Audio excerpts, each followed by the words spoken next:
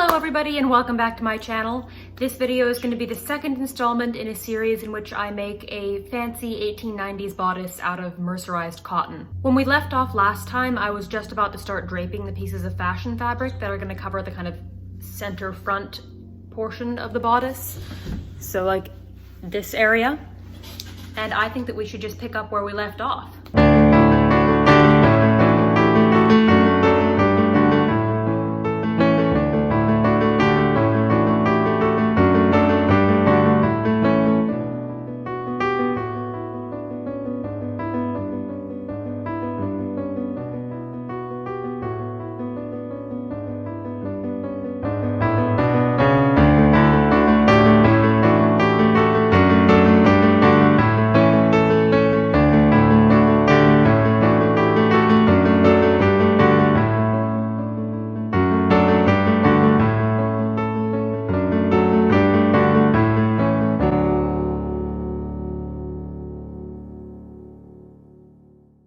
Once I'd achieved the shape that I wanted, I pinned it down to a piece of the fashion fabric and traced around it and then cut that out.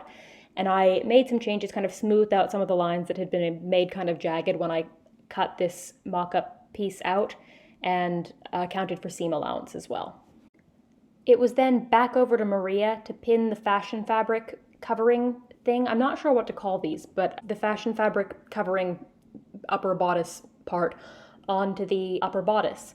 And I just had to make sure, even though I'd made the mock-up beforehand to make sure that I would have something that would kind of vaguely fit, I just wanted to make sure that this would be just right before I actually sewed it on. So I pinned it all on and smoothed out any bumps or wrinkles that might have appeared.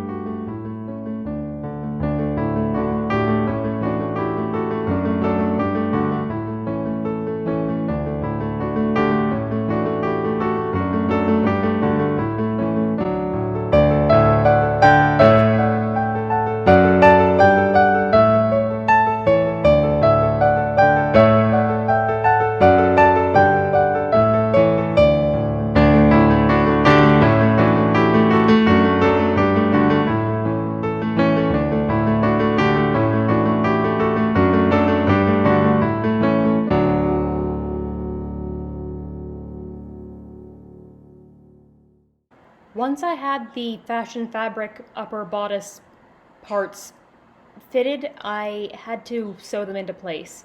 And to do that, I had to unpick the shoulder seams because I needed to have the fashion fabric be included in that seam. So you'll see me here unpicking that seam and repinning it with the fashion fabric covering part included in that seam. I also had to finish off the front edge of the top part of the bodice. Ugh, this lack of terminology for this thing is really driving me crazy. So you'll see here that I'm just folding the fashion fabric over the edge of the lining fabric and then just folding it under on itself again just to protect that raw edge. So then it was back over to the sewing machine once again, and I'm securing down the neck edge of that fashion fabric part to the neck edge of the lining part. And I didn't bother doing anything fancy. I didn't bother turning anything under or making it look nice because this is all going to be hidden underneath the collar eventually. So I just did a very sloppy, quick stitch. And actually this part I had to redo. I had to unpick this stitching and redo it several times just to make sure that I got it as smooth and flat as I possibly could. Okay, so now is the time in the process to go and try it on, make sure that this all fits, and then I can get to some hand stitching that I need to do to affix it. After many, many little tiny tedious tweaks and alterations, I did finally make it fit the way I wanted it to. So then I went back over to the sewing machine and stitched up the shoulder seams. And I kind of lied, I guess, in the last part when I said that I was going to be doing hand stitching next, because clearly I'm not. But that's neither here nor there. I'm stitching up the shoulder seams. Now it's time for the promised hand sewing. I'm whip stitching the seam allowance on the front fastening end over, just so it stays nice and neat and not fraying. Okay, so in the original, this part is finished off by hand with these very sloppy running stitches. So I'm going to work on that part now.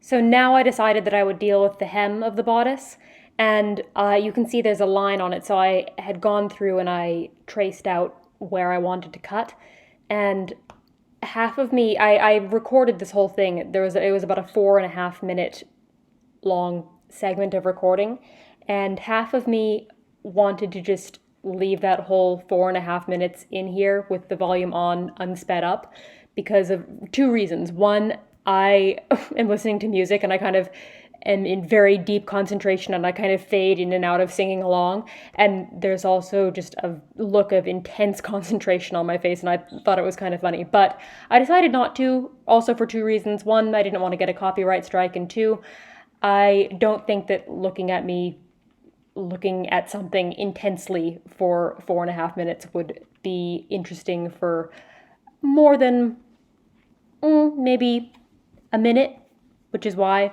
I've only kept a minute of this footage in. All right, so, oh no, I got a sunburn on my neck, didn't I? Ugh, that's what I get for leaving home without a parasol. So for this next part, I'm going to be working on draping the kind of stomach portion of the bodice, and you might not get exactly what I'm doing, but after the sped up part of me actually doing the draping is over, there's going to be a part of me talking about why I did it the way that I did it. And also, let's change the song. That one song, I was planning on having that be like the theme song for this bodice, but I'm sick of it now, so we're gonna have this sped up part be with a different song.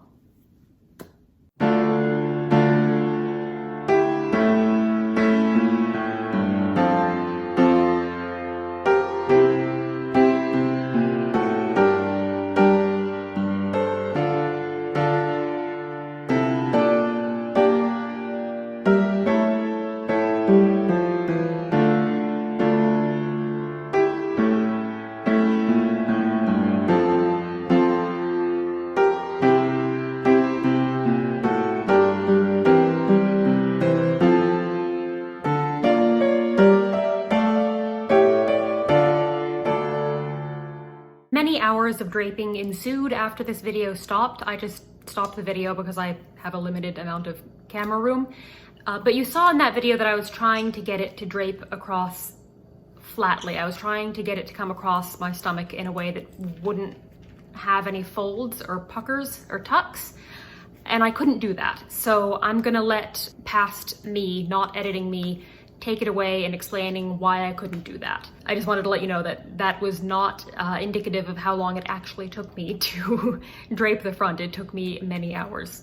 And if you're good at draping, it wouldn't take that long, obviously, but this was only the second time I'd ever really done any draping, and it was far and away the most complicated thing I've ever tried to drape.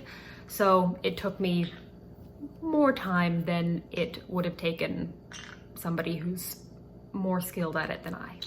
So here's the thing. I was trying to get this crossover piece to be flat, like it is in the original, but I cannot do that. I think that the original one was made for somebody with a much more square figure than I have. I think I'm just a little bit too hourglassy for that to work because it kept on wrinkling up. So I decided that I was gonna have to do something a little bit different.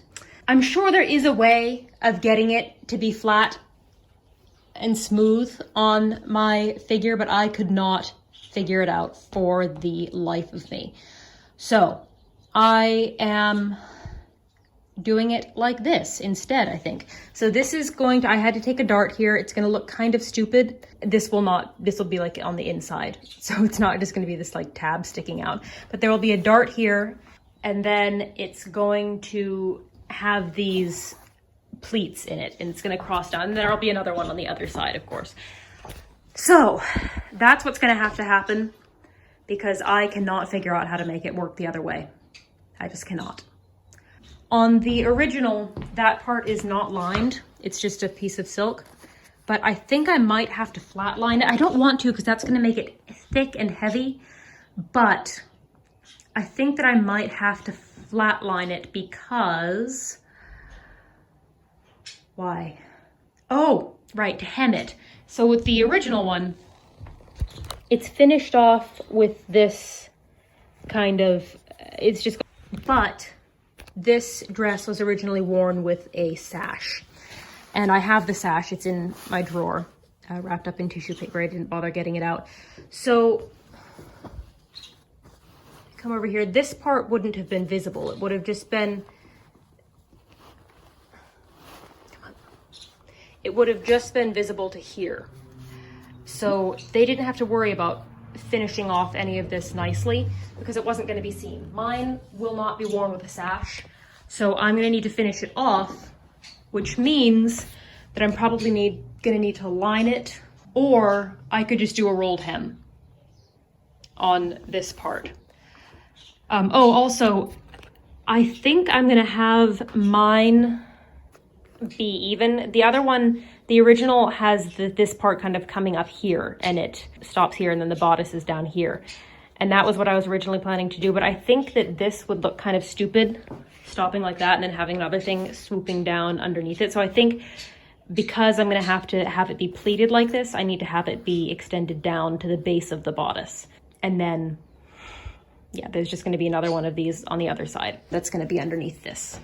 So that is the current plan, but I need to, actually right now, I probably need to stop because I've been dealing with this for a long time and I'm getting tired and frustrated. But what I'm gonna do is I'm gonna sketch out all of the things that need to be modified and cut off on this, and then I'm gonna take it off. No, I'm not. I'm gonna sketch out all of the things that need to be modified and cut out on this, and then I'm gonna leave it because I'm afraid if I take it off right now and don't cut out anything, then I'm gonna kind of forget how it works. So I'm just gonna make it how it needs to be and like trim down this stuff and what have you, and then just leave it until I can find time to work on it again so I don't forget what's going on. Oh my God, I've been working on this for like 4 hours trying to figure out how to do this. So yeah. And I think we're gonna leave it here for today. This was my first time draping, and honestly, I really enjoyed it.